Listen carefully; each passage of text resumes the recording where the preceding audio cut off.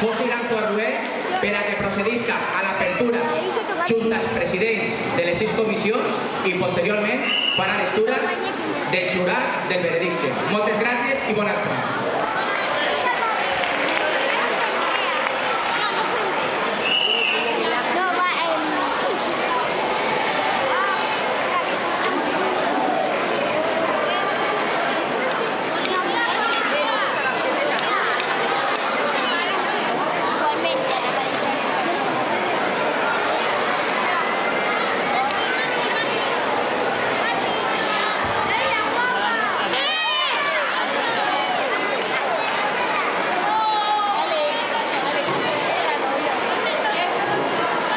Los miembros del jurado calificador de los premios de Nino Indultar en sus modalidades de infantil y mayor Fallas 2014 de Ribarroja del Turia,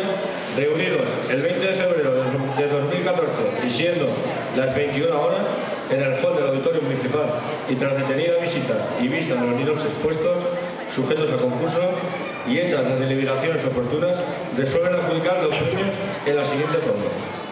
Premio Nino de Indultar Infantil Fallas 2014 para la falla número 1 de nombre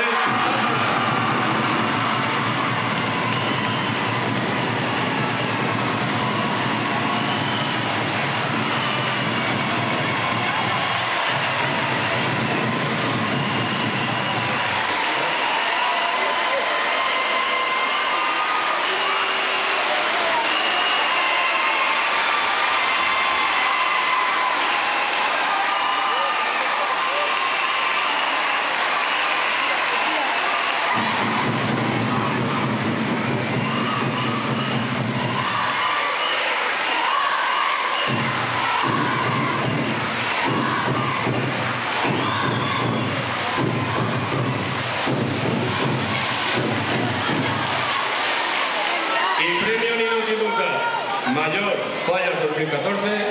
para el número 10 de nombre